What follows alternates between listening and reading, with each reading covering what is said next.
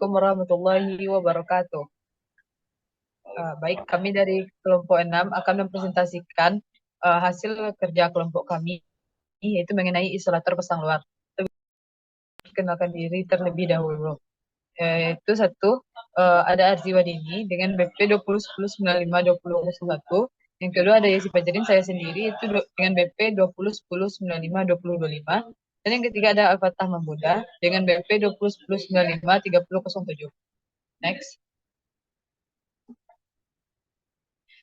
Ada beberapa poin penting yang akan kami bahas dalam presentasi kali ini.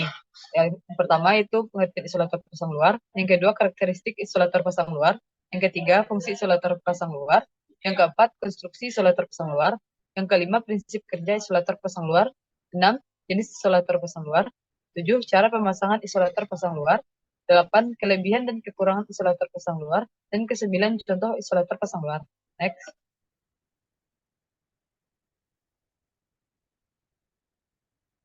Pengertian isolator pasang luar. Kata isolator berasal dari bahasa Inggris, yaitu insulator, yang artinya benda atau material yang tidak dapat menghantarkan listrik. Sedangkan pasang luar atau eksternal dalam bahasa Inggris dapat diartikan sebagai external mounting. Pasang luar pada isolator mengacu pada posisi atau lokasi isolator yang itu dipasang. Isolator pasang luar biasanya dipasang di luar ruangan, pada tiang atau menara transmisi, untuk memutuskan hubungan listrik antara jaringan listrik dan peralatan listrik yang terhubung dengannya. Isolator pasang luar atau eksternal isolator merupakan suatu perangkat listrik yang digunakan untuk memutuskan hubungan antara jaringan listrik dan peralatan listrik yang terhubung dengan jaringan tersebut. Isolator pasang luar terletak di luar peralatannya. Next. Yang kedua itu ada karakteristik dari isolator pasang luar. Berikut adalah beberapa karakteristik dari isolator pasang luar. Yang pertama, tahan cuaca. Yang kedua, daya tahan mekanik.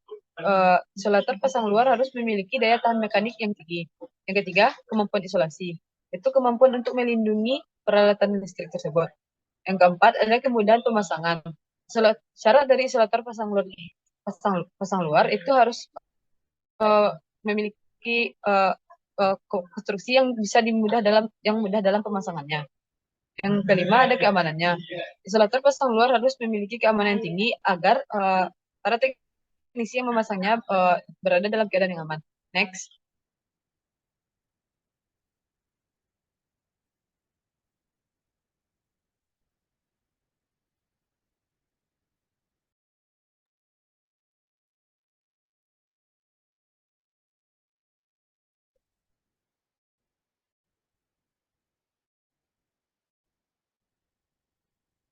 Yang ketiga, fungsi isolator pasang luar. Beberapa fungsi isolator pasang luar. Yang pertama itu memutuskan hubungan listrik. Memutuskan hubungan listrik maksudnya di sini, misalnya apabila terjadi hubungan singkat pada saluran atau konduktor. Yang kedua, melindungi peralatan listrik. Yang kita ketahui isolator itu melindungi peralatan listrik dari gangguan luar. Yang ketiga itu menghindari kecelakaan. Dan karena isolator dapat melindungi teknisi pada saat melakukan pemasangan pada peralatan listrik. Yang keempat itu menjaga kualitas listrik agar peralatan listrik yang digunakan tahan terhadap gangguan luar. Yang kelima mengurangi kerugian energi. Next. Ada beberapa tujuan dalam penggunaan isolator.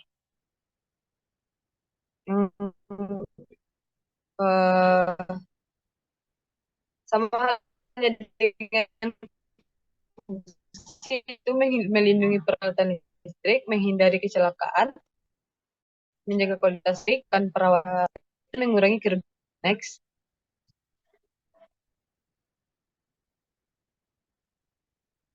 Untuk penjelasan mengenai konstruksi isolator pasang luar akan dijelaskan oleh Al-Fatah Mahmuda. Konstruksi isolator, baiklah, terima kasih kepada Yesi, teman-teman. Soalnya itu konstruksi isolator pasang luar. Jadi pada menara saluran transmisi, isolator yang sering digunakan adalah isolator rantai yang terdiri dari beberapa isolator piring yang diserikan. Pada jaringan distribusi, hantaran udara tegang menengah, isolator yang banyak digunakan adalah isolator pin dan isolator pin post. Untuk konstruksinya itu dapat dilihat dari gambar skematik dari isolator peringan yang menunjukkan berbagai dimensi. Untuk penjelasannya yaitu ada yang pertama connection length, yaitu jarak terdekat antara konduktor dan struktur penumpang yang terdiri dari stringing distance dan dimensinya. Yang kedua itu leakage or creepage distance, yaitu jumlah dari jarak terdekat yang diukur sepanjang permukaan insulator di antara bagian yang konduktif. Dan selanjutnya yaitu protected leakage or creepage distance, bagian dari permukaan insulator yang secara tidak langsung terbuka atau mengenai elemen natural seperti sinar matahari, angin, atau hujan. Pada isolator porselen atau gelas, bagian rusuk atau bawah dari isolator berkontribusi pada protected leakage distance. Next. Untuk selanjutnya yaitu prinsip kerja isolator pasang luar. Dari dalam dunia kelistrikan, bahan yang dapat menghantarkan panas atau listrik disebut konduktor. Sementara bahan yang tidak dapat menghantarkan panas atau listrik disebut isolator. Muatan listrik tidak mengalir bebas melalui isolator. Suatu zat menghantarkan listrik ditentukan oleh seberapa mudahnya elektron bergerak melewatinya. Isolator adalah bahan yang menghambat aliran bebas elektron dari atom ke atom dan molekul ke molekul. Pada material yang memiliki hambatan jenis yang besar, elektron sangat sulit melepaskan dirinya dari ikatan inti yang terdapat pada suatu atom. Ini membuat isolator sangat sulit dialiri arus listrik. Isolator membentuk penghalang antara bagian energi dari suatu sirkuit listrik dan membatasi aliran arus ke kabel atau jalur penghantar lain yang diinginkan. Isolator yang kuat sering digunakan untuk melapisi atau memberikan penghalang antara konduktor untuk menjaga arus listrik tetap terkendali. Sebagian besar benda listrik dapat menggunakan isolator agar tetap aman. Colokan, misalnya, memiliki kotak plastik. Kabel listrik juga dibungkus karet atau plastik agar tidak dapat mengantarkan listrik ke tubuh atau benda lain. Fungsi isolator adalah untuk mencegah listrik mengalir keluar dari sirkuit. Next. Selanjutnya jenis isolator pasang luar. Yang pertama itu ada isolator porselen. Untuk isolator porselen ini terbuat dari bahan campuran tanah porselen, quartz, dan feldspat. Yang bagian luarnya dilapisi dengan bahan glazur agar bahan isolator tersebut tidak berpori. Dengan lapisan glazur ini, permukaan isolator menjadi licin dan berkilat, sehingga tidak dapat mengisap air. Oleh sebab itu, isolator porselen ini dapat dipakai dalam ruangan yang lembab maupun di udara terbuka. Komponen-komponen dari isolator porselen ini berupa ada peringan, cincin, klem, dan poros. Sifat-sifatnya dari isolator porselen ini yaitu dengan massa jenis berkisar antara 2,3 hingga 2,5 gram per cm kubik. Koefisien muai panjang yaitu 3,10 sampai 6 hingga 4,5 titik 10 sampai 6 per derajat Celcius. Kekuatan tekanan 4.000 hingga 6.000 kg per cm kuadrat. Kekuatan tarik 300 sampai 500 kg per cm kuadrat yang menggunakan pelapis 200 sampai 300 kg per cm kuadrat yang tanpa pelapis. Kekuatan tekuk 80 hingga 100 kg per cm kuadrat. Porselen lebih regas daripada kaca. Tegangan tembus berkisar antara 10 hingga 30 kV per mm. Resistivitas itu 10 inci 11 hingga 10 pangkat 14 ohm cm. Permitivitas berkisar antara 6 hingga 7 dan sudut kerugian dielektrik akan naik jika suhu dinaikkan. Selanjutnya itu isolator gelas. Isolator gelas banyak digunakan pada jaringan distribusi sekunder. Isolator gelas mudah mengembun, sehingga kontaminan mudah melekat pada permukaan isolator ini. Hal ini mengakibatkan mudah terjadinya breakdown dan arus bocor semakin besar pada isolator ini. Isolator jenis ini pun rentan terhadap perubahan temperatur. Semakin besar perubahan suhu yang dialami isolator gelas, maka kemungkinan keretakan pada permukaan isolator akan semakin besar. Untuk konstruksi isolator gelas itu berupa piringan, cincin, poros,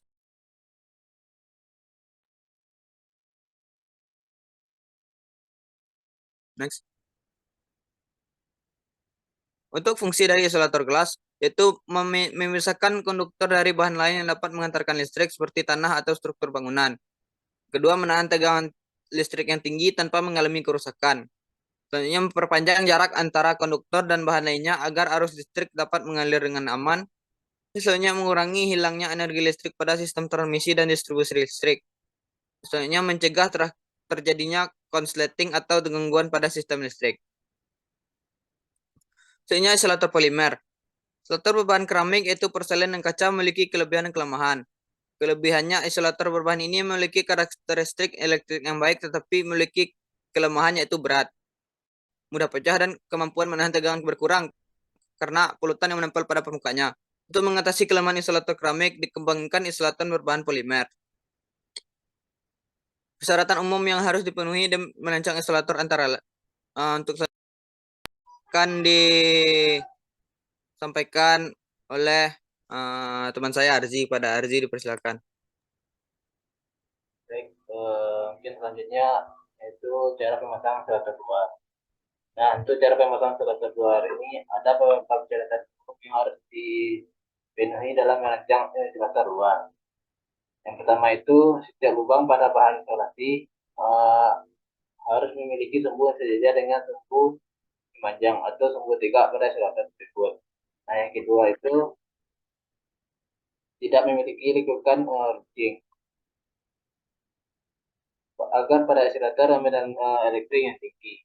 Nah, yang ketiga pembukaan isolator harus pembukaan isolator harus licin dan bebas dari partikel-partikel listrik.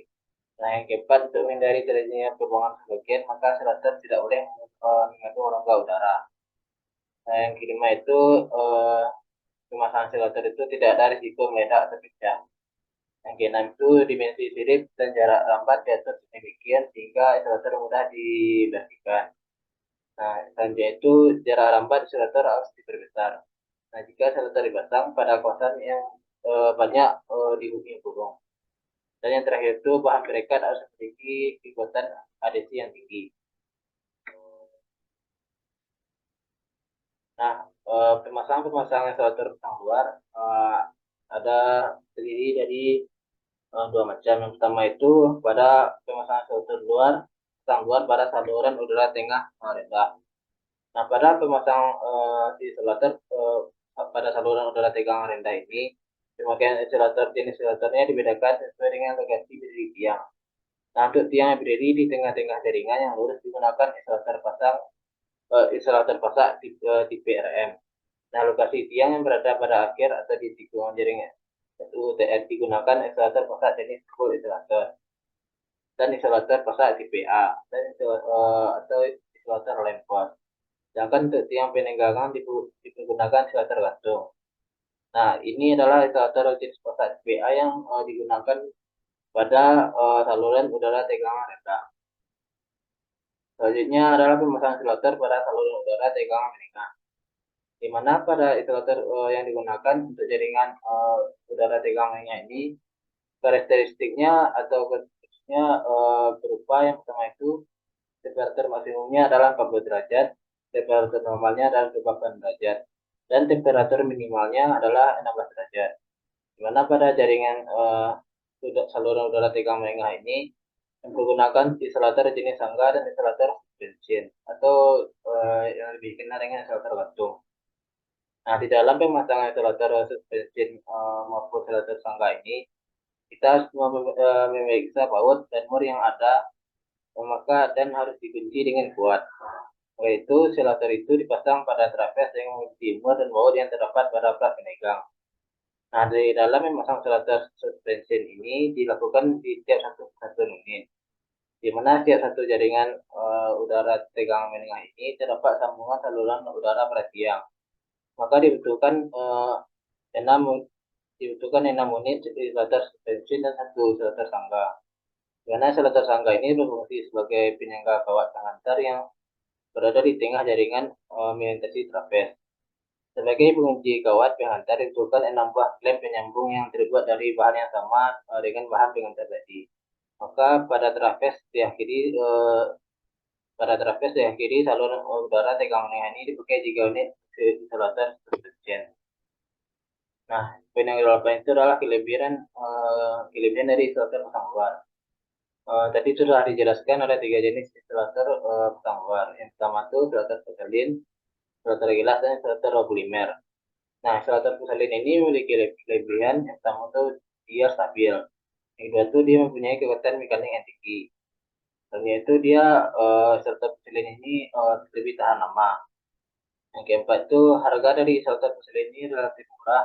Yang kelima itu isolator porselin ini terbuat dari bahan campuran tanah porselin, quartz, dan feldspat. Nah, kelebihan dari isolator gelas adalah pertama itu harga isolator gelas ini lebih murah daripada harga dari isolator porselin. Nah, yang kedua, bahan dari isolator gelas ini rata-rata homogen atau hampir merata bahannya. Yang ketiga itu kuat tekannya lebih besar daripada isolator porselin.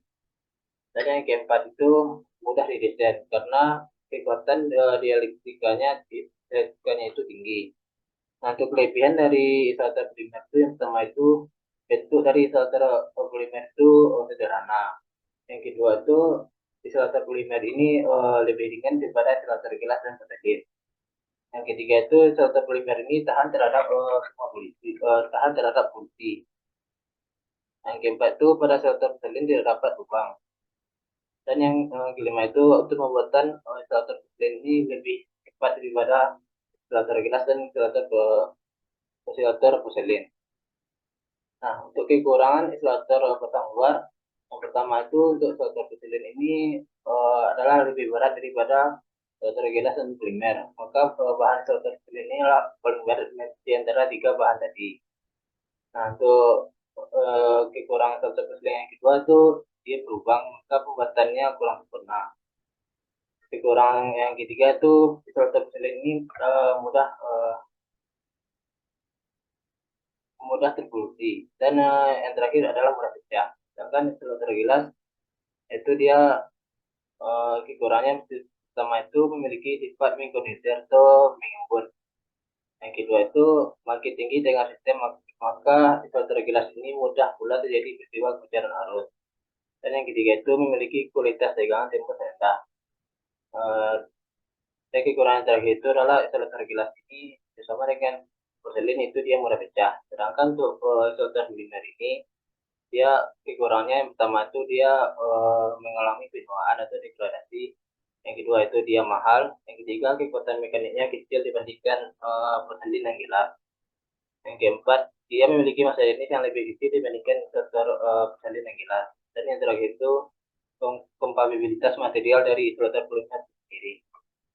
Nah, untuk contoh isolator pasang luar itu yang pertama itu ada isolator bola, di mana digunakan untuk mempertahankan jarak isolasi antar saluran listrik dan tanah.